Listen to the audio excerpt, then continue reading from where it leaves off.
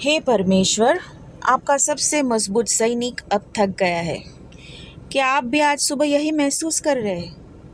ये इसलिए नहीं कि युद्ध हार गया है, बल्कि इसलिए कि यह लड़ाई बहुत लंबे समय से चल रही है। मैं ये दिखाते दिखाते थक गया हूँ कि सब ठीक है।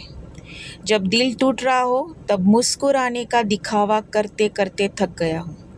अंदर से खोया हुआ महसूस करते हुए भी आगे बढ़ते बढ़ते थक गया हूँ। ऐसे बोझ उठाते उठाते थक गया हूँ जिन्हें कोई और देख भी नहीं सकता। कुछ दिनों से मैं खुद को मजबूत महसूस नहीं करता। कुछ दिनों से मैं साहसी भी नहीं लगता। कुछ दिनों से मैं बस पूरी तरह से थक जाता हूँ। विश्वास का अर्थ यह नहीं है कि हम दिखावा करें कि सब कुछ ठीक है।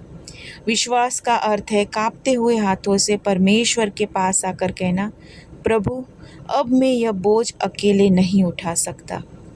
परमेश्वर की सबसे सुंदर बात यह है कि उन्होंने कभी हमसे अजेय बनने की अपेक्षा नहीं की। उन्होंने कभी नहीं कहा कि अपने घाव छिपाओ। उन्होंने कभी नहीं कहा कि हर दर्द में मुस्कुराते रहो। उन्होंने केवल इतना कहा, मेरे पास आओ। जब एलिया थक गया था, तब परमेश्वर ने उसे विश्राम दिया। जब दाऊद निराश और थका हुआ था, तब परमेश्वर उसका शरण स्थान बना। और जब यीशु ने क्रूस उठाया, तब उन्होंने स्वयं थकान और पीड़ा का अनुभव किया।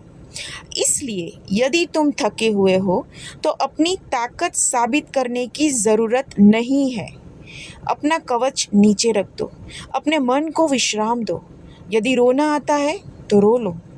परमेश्वर के सबसे मजबूत सैनिक वे नहीं हैं जो कभी नहीं थकते।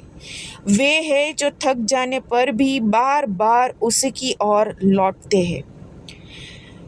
मत्ती 11:28 में लिखा है, हे सब परिश्रम करने वालों और बोझ से दबे लोगों, मेरे पास आओ, मैं तुम्हें विश्राम दूंगा।